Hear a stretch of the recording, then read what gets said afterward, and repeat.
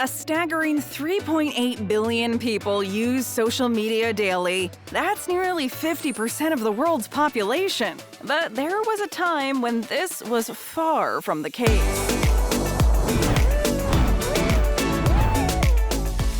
The evolution of social media has been one of the defining trends of the digital age. To this day, social media continues to expand its influence on modern society. Now it fuels almost every avenue of human communication, from sharing photos with friends to career networking.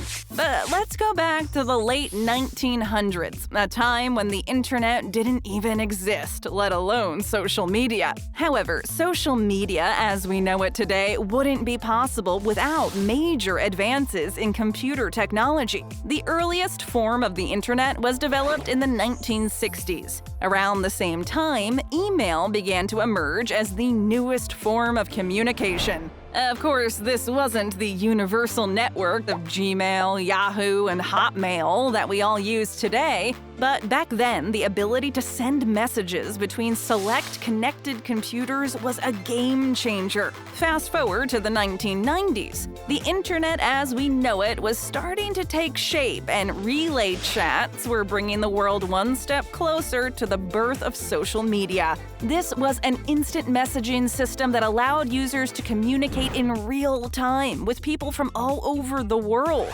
Not so different from WhatsApp and Facebook Messenger, right? But in fact, the first recognizable social media site, 6 Degrees, wasn't created until 1997. Users could upload a profile and make friends with other users. Nowadays, of course, social media channels go well beyond simple chats. But back then, 6 Degrees had one simple purpose: to connect users online. By the late 90s, another kind of social media sensation was on the rise: blogging. Nowadays, blogging has taken a backseat in the face of quick-fix platforms like Instagram and Twitter. Why bother reading a whole blog when Twitter can give you a short summary in 280 characters? But back then, blogging was an integral part of online culture. In 1994, the first blog site created was links.net. At the time, this was referred to as a personal homepage rather than a blog. It wasn't until 1997 that the term weblog was coined to describe the process of logging the web.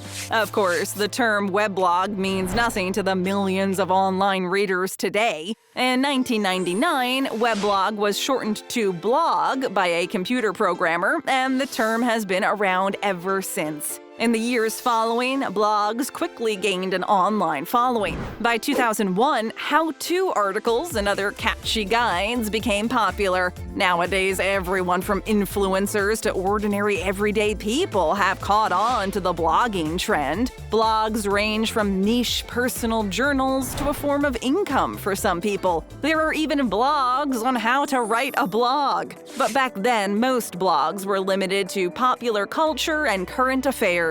This was partly due to how inefficient it was to upload a blog. Back then, the original blogs were updated manually and connected to a central homepage. Unless you were a programmer, it was pretty hard to create your own blogging platform. Now, systems are designed to make posting a whole lot easier. No wonder everyone jumped on the blogging train. With the advent of YouTube in 2005, blogs also went the video route and introduced another word to our lexicon: vlogging. These early platforms established a way for people to exist online, laying the foundation for the social media sites to come. In 1997, this became a reality with the birth of 6 Degrees. The early social network allowed users to create profiles, send messages, and create a list of friends. Nowadays, there are multiple social media powerhouses: Facebook, Instagram, Snapchat, TikTok, and each of them is expanding the realms of communication beyond simple messages.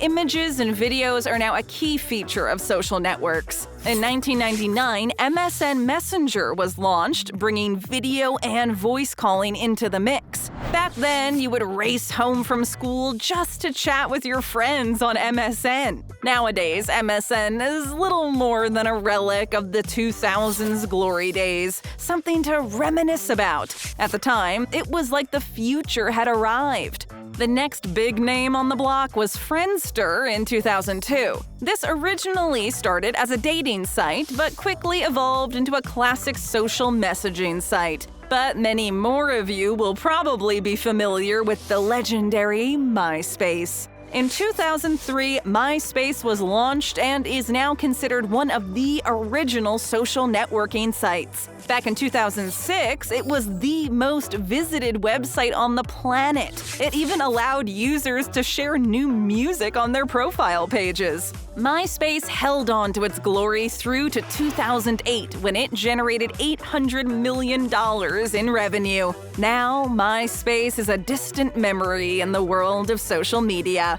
Another big name, LinkedIn. LinkedIn was launched in 2003 as the first social network geared towards businesses and professional connections. Back then, this was revolutionary. Before LinkedIn, social networks were only used to connect friends and offer personal updates. Now, LinkedIn connects budding young professionals with employers around the world. Think of it as an online resume. So what we're seeing is social media entering the professional world. In 2003, the birth of Skype offered video calling for both personal and business use. Back then, this was truly a game changer, especially for companies with international business to do. Suddenly, companies in North America could connect with employees in Asia, or anywhere else in the world, really. Nowadays, Zoom and Microsoft Teams have taken the world by storm, opening the doors to remote business and shaping the modern workplace as we know it.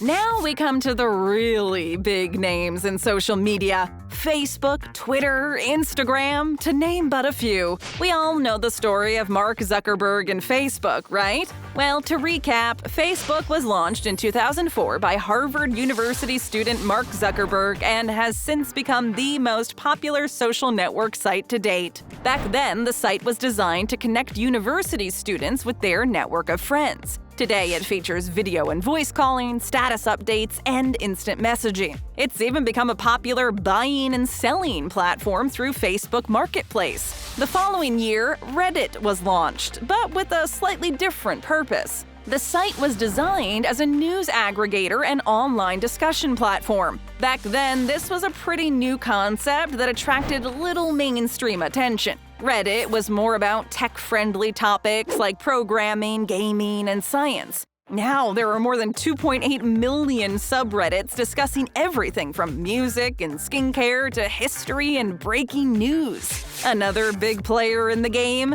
Twitter. Created in 2006, Twitter is now one of the most popular sites worldwide. But it's come a long way since its inception. Back then, tweets were limited to 140 characters and was used mostly to share quick news updates or personal thoughts. Now, the word limit has grown to 280 characters. In fact, it's not too far from a modern-day newspaper featuring breaking news as well as political discussions. There are even Twitter wars that break out between celebrities or members of political parties. In a similar vein, Facebook introduced the news feed, allowing users to share personal updates on their profiles. This brought individuals even closer to your contacts or friends. If your old classmate got married or moved cities, you would be sure to hear about it.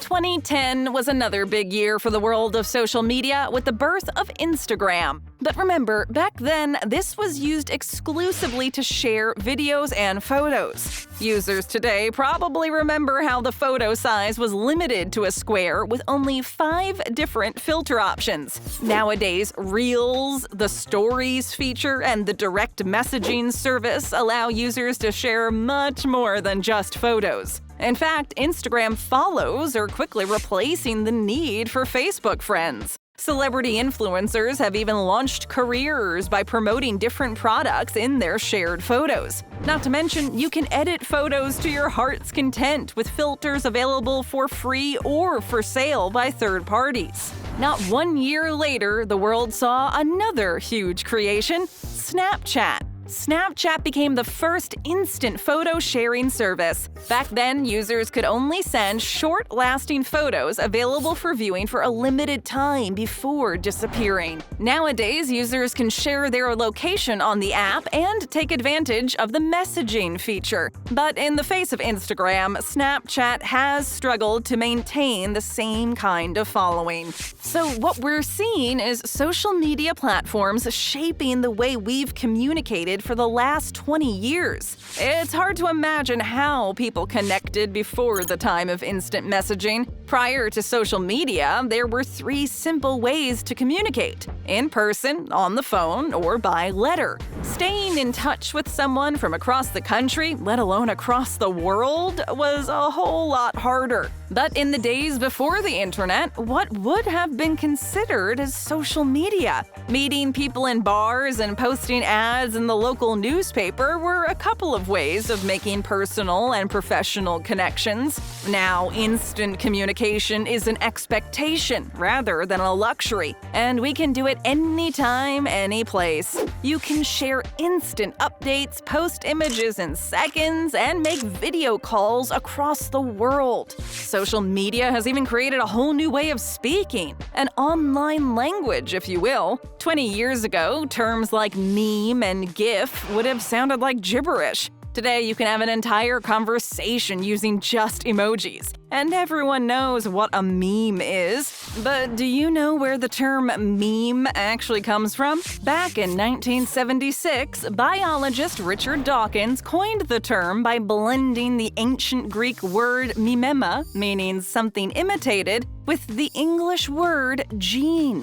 This set the stage for lolcats, success kid, sad Keanu, and more. Back then, who would have thought these images could say so much? Now, memes are a major part of digital communication, conveying thoughts on everything from celebrity news to current affairs. At the same time, social media has revolutionized our use of language. Remember when a colon and a bracket were just punctuation marks? Now they can convey a lot more.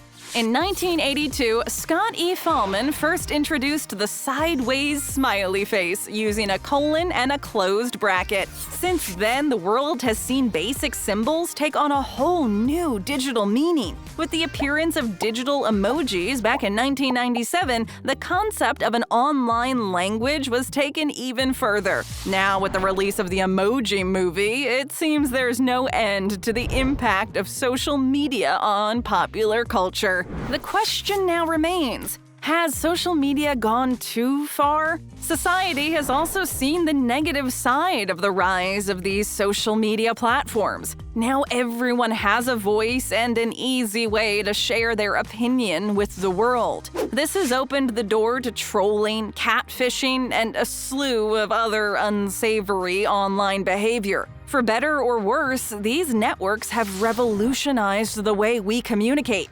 Postcards, phone calls, emails, these are quickly becoming backseat players in the face of online platforms. Even some of the original social media sites like Twitter have taken significant blows in a saturated market. New social media networks like TikTok have quickly risen to take their place. But how long will they last? Amidst growing concerns over the effects of excessive screen time, some people are looking to limit their use and time spent on these sites. Now we need to ask what the long-term consequences are for society. And how much more connected do we really want to become? Oh, that reminds me, I need to count the likes for my last Instagram post, check my Twitter notifications, and update my Facebook page. Just another day in the age of social media. Thanks for watching. Indulge your curious side and tap or click on another video. Hit that subscribe button and ring that notification bell.